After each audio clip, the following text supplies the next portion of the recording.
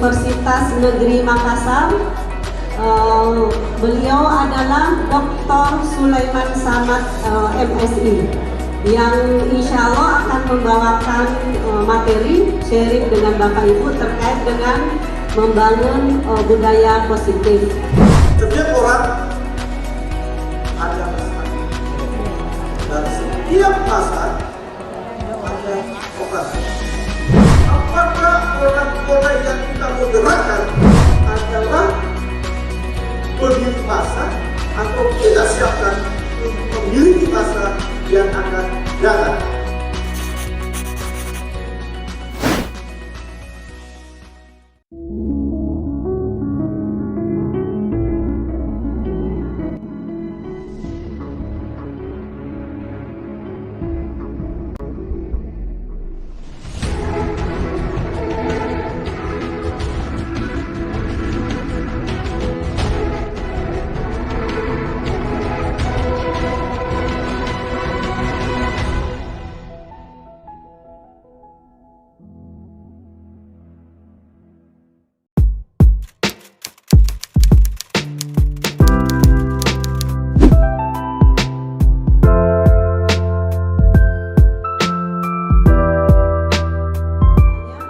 Bismillahirrahmanirrahim. Assalamualaikum warahmatullahi wabarakatuh. Alhamdulillahirabbil alamin.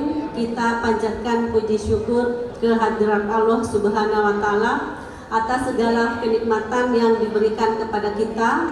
Terkhusus untuk pagi hari ini kita diberikan kesempatan, kesehatan untuk bisa berkumpul di ruangan ini dalam rangka kegiatan Rakortek khusus untuk Angkatan 5. Bapak Ibu, bersama kita sudah hadir narasumber dari Universitas Negeri Makassar. Beliau adalah Dr. Sulaiman Samad, MSI, yang insya Allah akan membawakan materi sharing dengan Bapak Ibu terkait dengan membangun budaya positif. Perlu kami sampaikan ke Pak Dokter, peserta kita ini adalah pengajar praktik sejumlah 115 orang dari 11 kabupaten kota. Setiap pengajar praktik setidaknya rata-rata mendampingi 5 orang calon guru penggerak. Nah, dari 11 kabupaten ini kita memiliki calon guru penggerak sebanyak 552. Untuk hingga saat ini teman-teman pengajar praktik sudah melewati kurang lebih 6 bulan, yang insya Allah nanti pada tanggal 19 Desember adalah loka karya yang terakhir, hasil pameran hasil karya yang merupakan loka karya terakhir. Nah, ini kami mengumpulkan seluruh pengajar praktik yang 115 orang untuk terakhir kalinya insya Allah di tahun ini. Bisa jadi di tahun depan masih ada lagi, mudah-mudahan ya Bapak Ibu semuanya. Baik Bapak Ibu, kita mendengarkan sharing materi dari Pak Dokter. Kepada Pak Dokter dipersilahkan apakah tetap di depan podium atau boleh ke bawah untuk memberikan kesan lebih santai, mungkin dipersilahkan.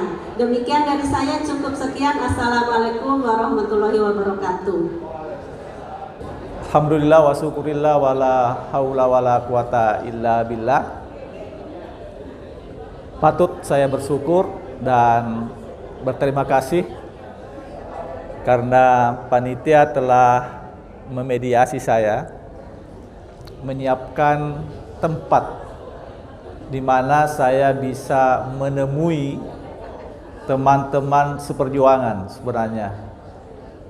Sungguh rasanya membahagiakan tak kala diminta untuk menjadi pemantik, ya, bukan narasumber. Saya tidak berani mengatakan sebagai narasumber, sebagai pemantik diskusi Karena yang bertemu adalah para pendekar. Kalau sudah para pendekar bertemu, pasti semua persoalan bisa diatasi. Ya. Bapak itulah para pendekar itu, dan sungguh saya merasa terhormat diminta menjadi pemantik di hadapan para pendekar. Dan paling membahagiakan adalah ketika kita berdiskusi tentang hal-hal yang berkaitan dengan profesi kita masing-masing. Saya adalah guru, Bapak adalah guru, maka kita sama-sama adalah guru. Dan kebahagiaan itu tak terkira jika sekiranya ada hal-hal positif yang bisa dibagi, yang bisa diceritakan, yang bisa di-share di antara kita.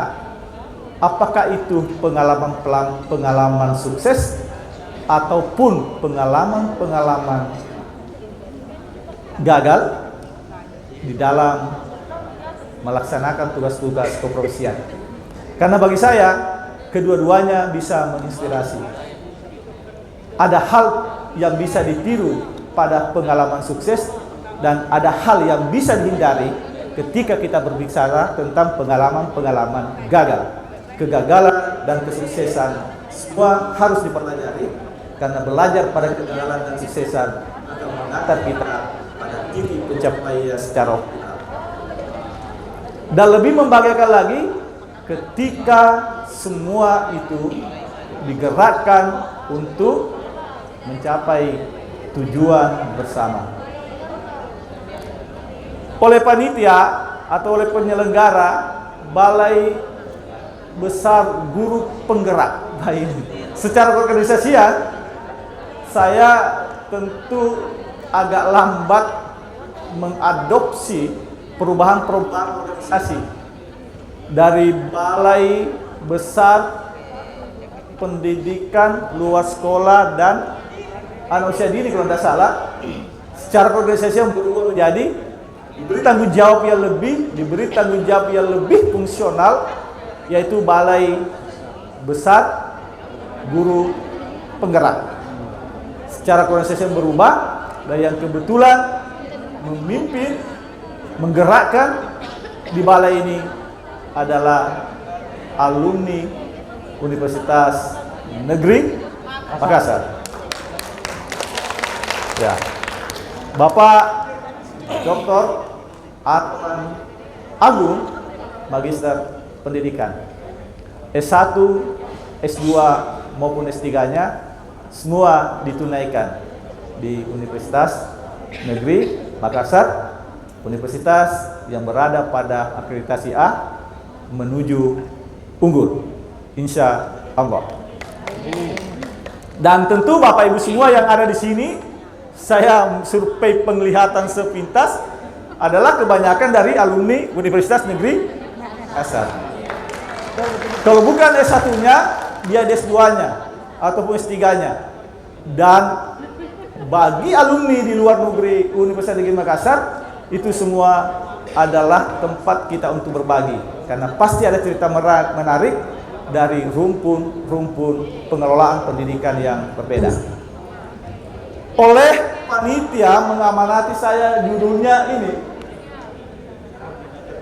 membangun budaya positif dalam pembelajaran. Saya berpikir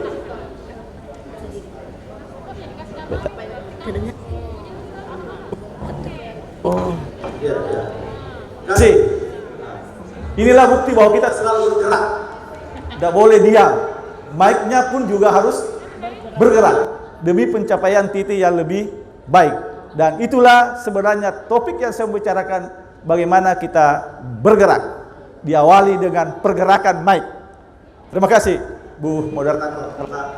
Ini saya Pikir apa sesungguhnya yang tepat saya sharingkan, saya diskusikan kepada para pendekar.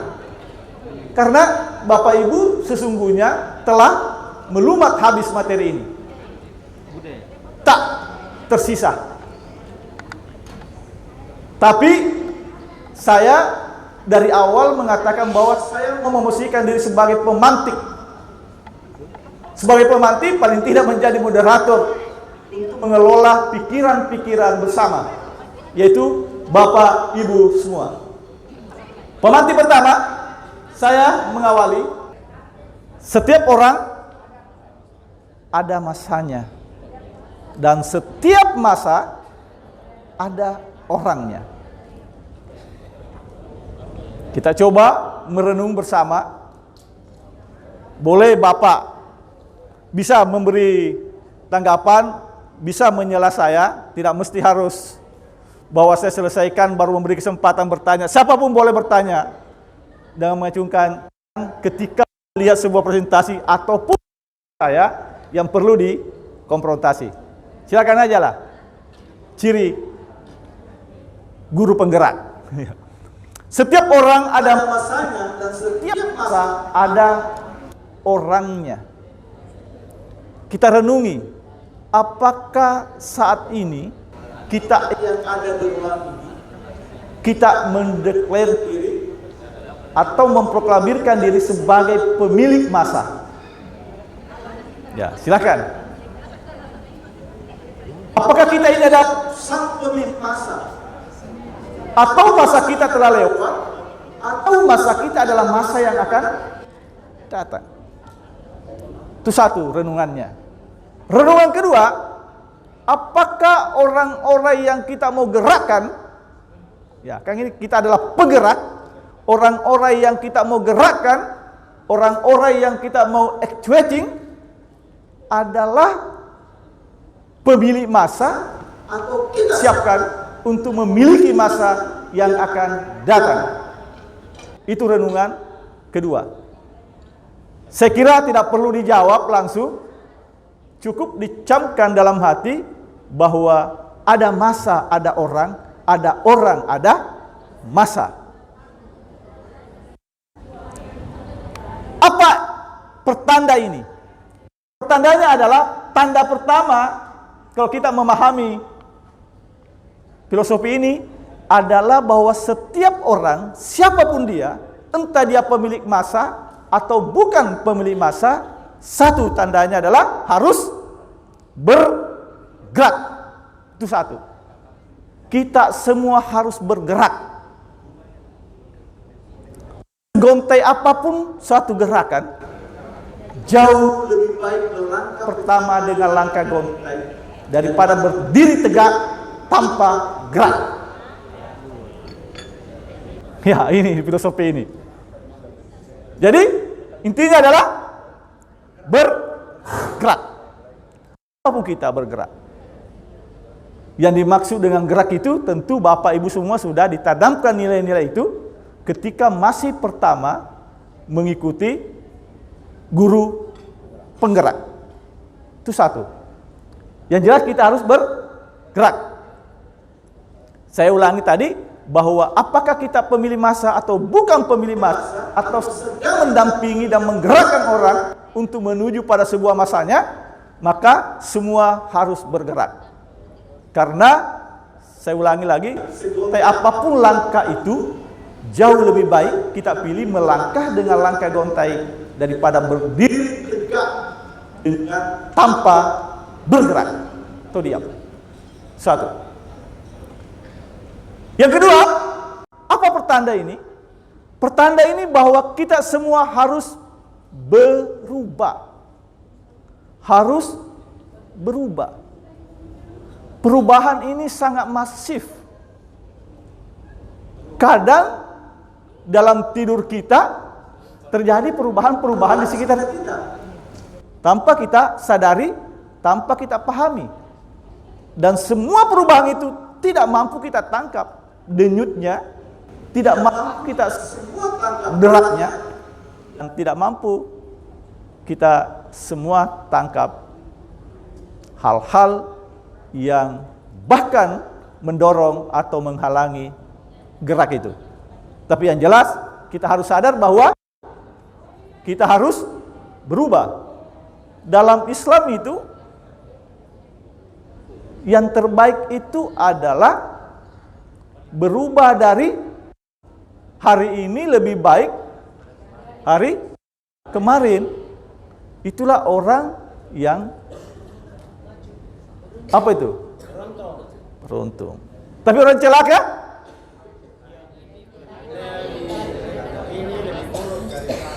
Hari ini lebih buruk dari hari kemarin. Artinya dia menggerakkan perubahan itu menuju ke arah yang lebih buruk. Tentu harapan kita harus bergerak pada hal yang lebih baik. Itu. Tanda ketiga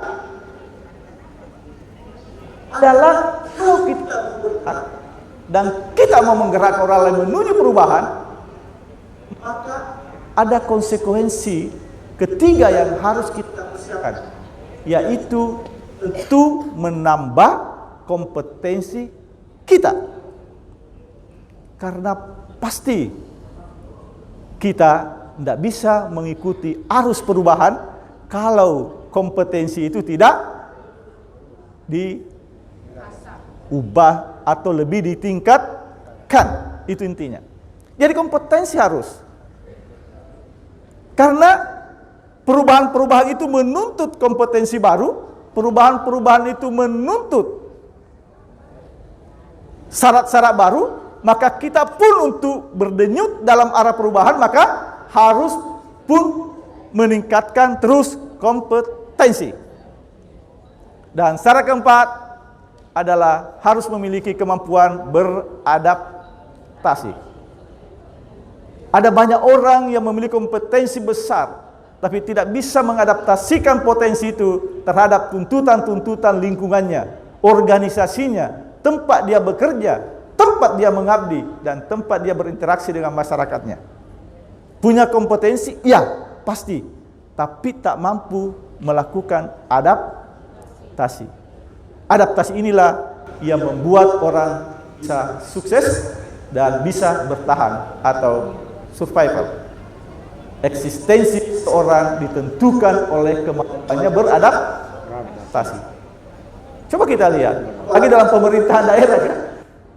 Kondisi tertentu ditentukan oleh bupati, maka siapa yang mampu beradaptasi? Tanpa harus mengubur inisiatif, tanpa harus membelenggu idealisme, tapi idealisme tetap jalan, inisiatif tetap harus bergerak dalam kondisi tertentu. Jadi kemampuan berselancar pada deru ombak yang besar pun sangat dituntut dalam kondisi-kondisi tertentu. Saya hanya tayangkan ini, kemana arah gerak itu? Ya, kemana arah kita bergerak dan menggerakkan peserta didik? Ini aja. Silakan. Tentu yang kita bicarakan sudah ada bagian-bagian di sini ya. Tak usah saya jelaskan satu-satu. Kalau kita mau menggerakkan orang lain, peserta didik, dan peserta didik itu adalah orang-orang yang bukan pemilik masa ini, tapi kita persiapkan dia untuk memiliki masanya dia akan datang. Jadi yang anak didik itu sebenarnya adalah orang yang disiapkan untuk hidup, eksis, survival, dan beradaptasi pada masanya yang akan datang. Bekali mereka ini. Bukan hanya ini, banyak. Ya, ini semua.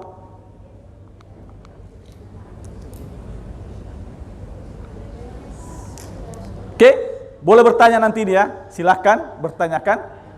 Ini, itu pun juga tadi. Saya lanjutkan lagi satu, kemana gerak itu digerakkan? Ke ini.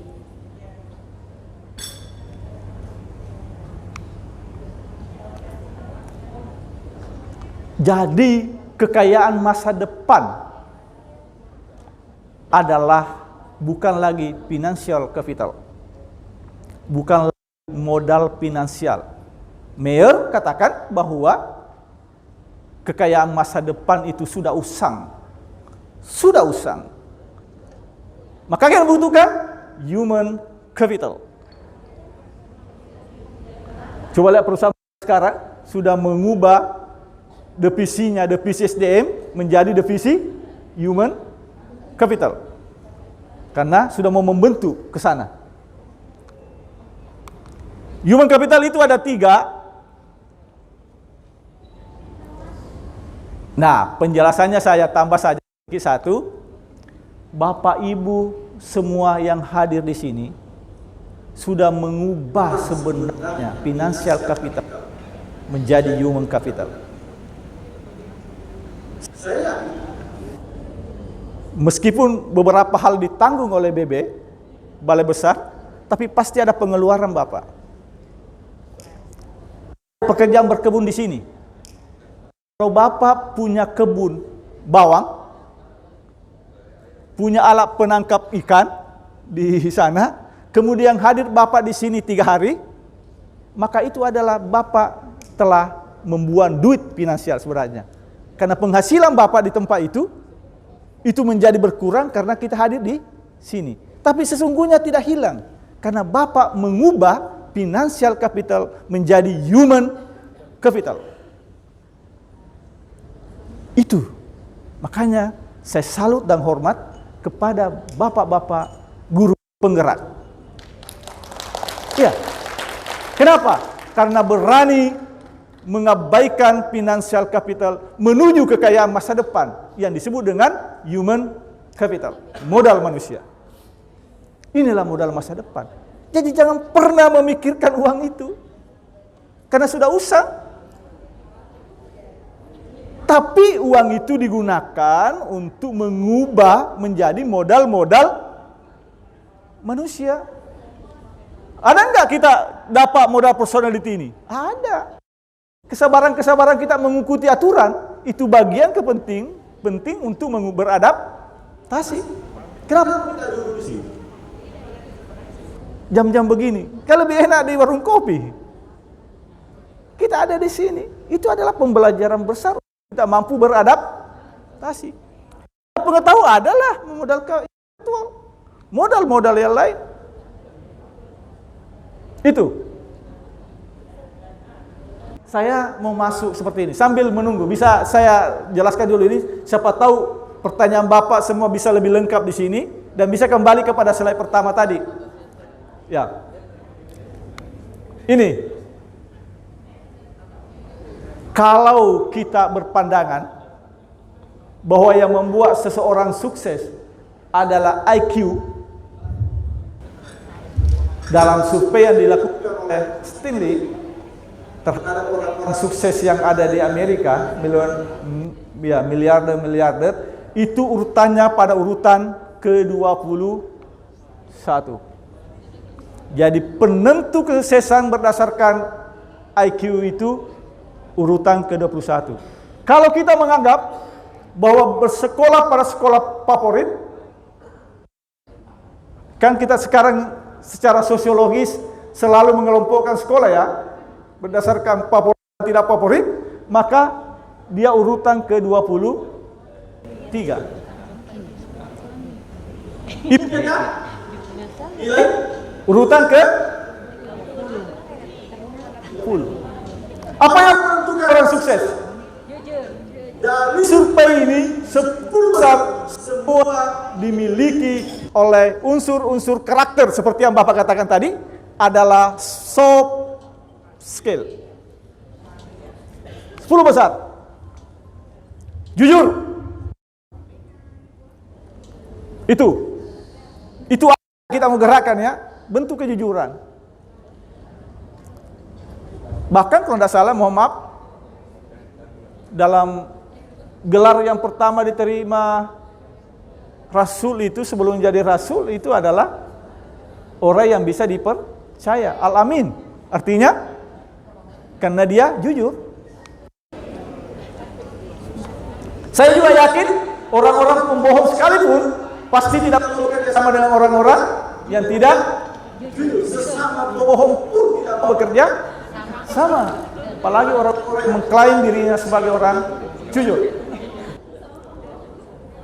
Ya, yang berikutnya, interpersonal relationship, hubungan baik antar sesama, antar manusia, hubungan insania, manusia. Kalau ini 4, dukungan orang-orang dekat, suami istri. Tapi saya tidak tahu apakah Stanley mensurvei juga pada orang-orang yang lebih dari 1 istrinya. Tidak tahu saya. Ya, kalau teori kuantitas mau dipakai atau kekekalan massa tadi apa-apa, maka semakin banyak. Ya, kalau hipotetisnya semakin saya tidak tahu. Ya, tidak tahu saya.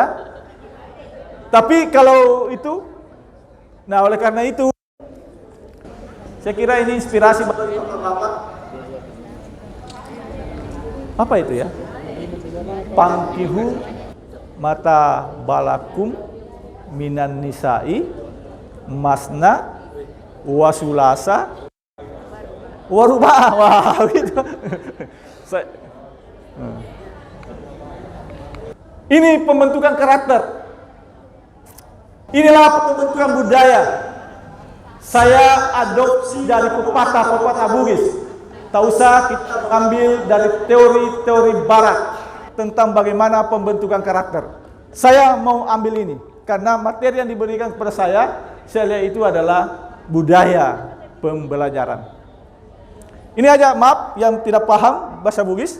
Sada mapak bati ada?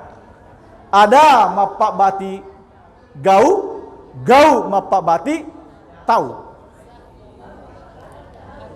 Maaf, pertanyaan tadi yang dari Dinas Pendidikan, ini jawaban saya dari pertanyaan Bapak kita dari seperti apa itu membentuk karakter.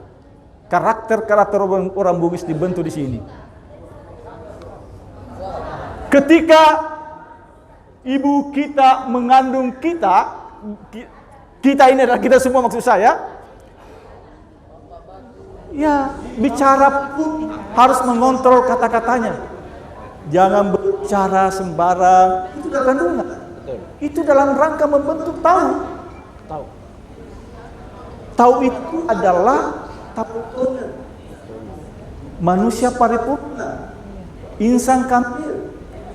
Itu yang kita tuju. Tapi hendak diawali dengan sakda. Sakda itu adalah bunyi. Bunyi melahirkan atau mewujudkan ada kata. Jadi berkata-kata pun kita harus baik. Itu leluhur kita. Terlepas apakah kita setuju dengan filosofi ini atau tidak, tapi saya mau mengawali mau menjelaskan pertanyaan kelima dengan ini untuk kita semua tadi. Ada mapak bati tahu dan gau mapak bati tahu. Jadi sesungguhnya perlu kita juga narasi, tapi perlu perwujudan dari itu dalam perbuatan. Tarwada, tarogau. Sesuai dengan perkataannya, dengan perbuatannya. Karena itulah yang kita sebagai manusia. Filosofi ini, pembentukan itu. Jadi menurut saya, inilah yang dikhawatirkan semua orang tadi itu. Kayaknya anak-anak kita sekarang kurang ajar. Ya, tidak sukseslah kita. Karena belum tentu proses-proses pembentukan ini. Karena 1000 kata, satu perbuatan, orang itu mempercayai perbuatan yang satu itu. Itu teori social learning mengatakan seperti itu. Bandura menjelaskannya bahwa modeling itu, model perilaku itu penting. Karena seberapa apapun yang dikatakan, semua akan menjadi punah, semua menjadi sia-sia ketika ada satu perbuatan yang disebut tadi penanya keempat itu tadi, anomali itu. Jangan membiarkan perkataan kita tidak selaras dengan perbuatan kita, karena itulah yang menunjukkan suatu kita menjadi tahu, insan, manusia. Jadi proses-proses pembentukan manusia, pembentukan karakter, pembelajaran apa? Ini. Kemana arahnya? Ini yang terakhir. Kemana arahnya, Bapak Ibu semua? Ini. Kemana arahnya? Kalau kita menjadi pembelajaran sebagai media untuk mengubah karakter seseorang, maka pastikan perubahan itu harus disadari. Ini teorinya. Dengan mudah Kita mengubah perilaku orang, tapi perilaku yang disadari itu yang susah. Seandainya guru ini bisa kita mengubah perilaku orang dan suntikan, enak kan? Mencari formulanya. Oh, formula kesabaran. Kita ambil formula kesabaran, suntikan pada anak, berubahlah menjadi sabar. Tapi perubahan itu kan tidak disadari. Kita mau menunggu anak supaya dia rajin, ambillah formula dan formula rajin, suntikan mereka. Tapi cara pendidikan dan pembelajaran tidak begitu. Makanya tadi awali dengan sabda, gaul, dan tahu. Hendaklah disadari, perubahan itu harus disadari. Karena perubahan yang tidak disadari bukan hasil belajar. Bukan hasil pembelajaran. Itulah sulitnya kita ini guru. Karena mau mengubah seseorang dan perubahan itu disadari. Makanya teori-teori tentang misalnya pembelajaran sambil mengalami. Teori-teori klasik dari siapa itu? Learning by doing itu teori klasik itu ya ambil bekerja atau apalah itu semua karena harus disadari. Dan perubahan itu harus kontinu. Dan nanti perubahan itu harus mampu difungsikan, dimanfaatkan, tidak ada gunanya. Dan perubahan yang dimaksud adalah perubahan yang bersifat positif. Ke arah sana lah. Bagaimana cara mengubahnya? Barangkali dokter itu lebih mudah karena dia mengandalkan formula-formula suntikan untuk mengubah perilaku orang. Tapi guru mendeteksi masalah anak itu dengan komunikasinya, kan? Begitu. Dengan perbuatannya, dengan sabdanya, dengan gaulnya. Kan tadi itu batinnya ada. Mengatasi masalahnya juga anak-anak dengan perbuatannya. Dan tanpa alat. Dan ingat, terakhir saya mau katakan, sebelum kita diskusikan 30 menit, terakhir, saya mau katakan bahwa ada ancaman tentang eksistensi guru sekarang. Ada ancaman. Jadi saya selalu katakan bahwa lonceng kematian tenaga guru atau guru itu berdetak kencang. Termasuk dosen. Mengapa? Karena hampir semua tugas-tugas guru sudah diambil alih oleh teknologi. Hampir semua. Dan lebih parah lagi, siswa kita jauh lebih senang bergembira di hadapan komputernya daripada di hadapan gurunya. Semakin meranalah kita ini. Segera kita punah kalau kita biarkan pembelajaran itu hanya pada fungsi penambahan pengetahuan. Om Google jauh lebih cepat menjawab daripada guru. Media-media pembelajaran jauh lebih canggih daripada cara kita menghadapi siswa. Kalau kita mengandalkan hanya transfer of knowledge, pengetahuan. Oleh karena itu 10 terbesar tadi sebenarnya adalah bukan pengetahuan, bukan kemampuan teknis, bukan hard skill. Kalau begitu, apa guru masih penting? Apa guru penggerak masih penting? Penting. Tapi jangan pernah biarkan dalam setiap pembelajaran tidak ada transfer of values. Pembentukan karakter. Inilah karakter ini. Saya istilahkan tadi mengubah, mungkin apa istilahnya tadi, mengubah perilaku anak, tapi memperkembangkan perilaku anak itu. Jangan pernah itu diambil alih teknologi. Katakan bahwa hanya ada guru yang bisa mengubah karakter seseorang. Teknologi tidak mampu.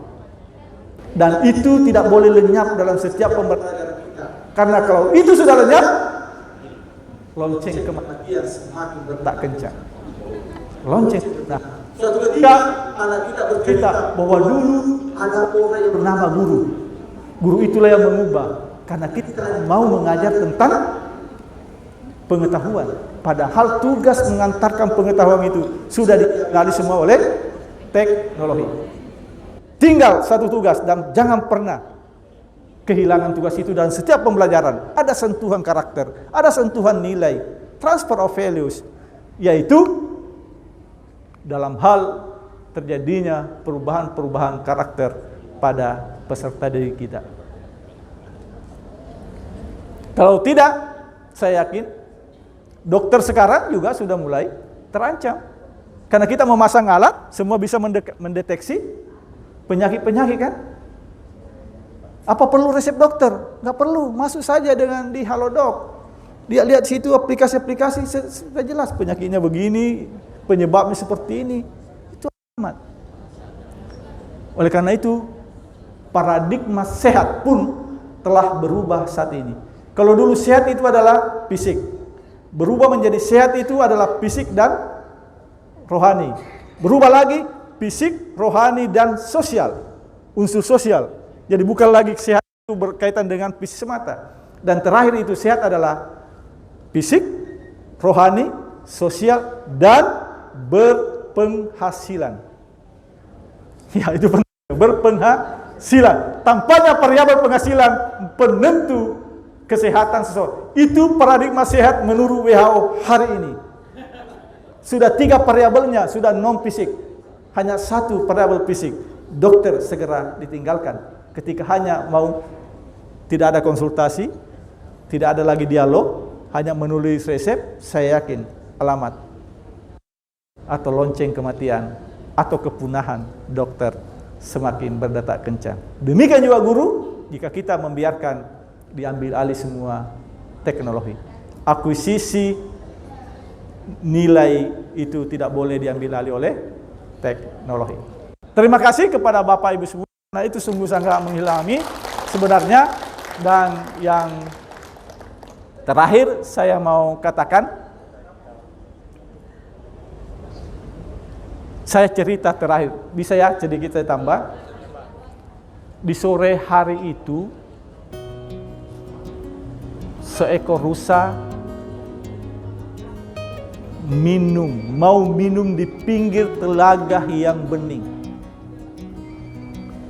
Ketika dia melangkah ke dalam kolam untuk minum, dia menatap tanduknya dalam bayangan-bayangan air bening itu. Tanduknya bercabang-cabang indah, dan saat itu dia memuji dirinya. Ada banyak binatang yang memiliki tanduk, tetapi sayalah sang pemilik tanduk yang paling indah dan perkasa. Kerbau memiliki tanduk, sapi memiliki tanduk, dan binatang lainnya termasuk domba memiliki tanduk. Tapi hanya ada rusa, saya, yang tanduknya bercabang dan indah. Dia memuji tanduknya yang indah. Dipandanglah seluruh tubuhnya, tibalah pandangan itu pada kakinya yang kecil. Dia menyumpahi kakinya yang kecil. Sungguh sebuah penciptaan yang tidak sempurna. Kenapa kaki saya kecil sementara tanduk saya begitu indah dan perkasa? Di tengah-tengah memuji dan menghina dinat kakinya, datang seekor harimau. Harimau mau memangsa dia. Terjadilah kejar-kejaran. Dengan kakinya yang kecil yang dia hina-dina, rusa bergerak lincah berlari menjauhi mangsaan harimau. Meliuk-liuk dia jauh, tertinggal sehingga tidak mampu dikejar oleh harimau. Tapi harimau adalah sang pemburu tulen, penuh motivasi, gigih, giat. Dikejarlah terus rusa itu. Hingga rusa itu masuk dalam hutan belantara. Tanduknya yang dia puja-puji sudah mulai terhalang oleh ranting-ranting pohon. Belukar-belukar yang menghamba lajunya. Hingga akhir cerita, rusa mati dimangsa harimau. Kegigihan harimau sebagai simbol perkasaan, dan matinya rusa sebagai simbol berapa? Dia mati bukan karena kakinya yang dia hina-dina, melainkan karena tanduknya yang dia puja dan puji. Hari ini dan hari-hari mendatang, Bapak Ibu akan memperindah tanduk. Tanduk Bapak sudah bercabang-cabang seperkasa tanduk rusa. Di balik tanduk itu, semua orang memiliki kaki yang menggambarkan ketidaksempurnaan. Hati-hati mengandalkan dalam pergaulan kehidupan antar sesama komunitas orang di manapun dengan tanduk itu, karena boleh jadi tanduk itu membawa kebinasaan. Jangan pernah juga sedih dengan kekurangan, karena setiap manusia memiliki kekurangan, karena boleh jadi kekurangan itu menyelamatkan kita untuk tetap eksis dalam kehidupan. Wallahu muwaffiq ila aqwamit thoriq. Assalamualaikum warahmatullahi wabarakatuh. Terima kasih. Assalamualaikum warahmatullahi wabarakatuh.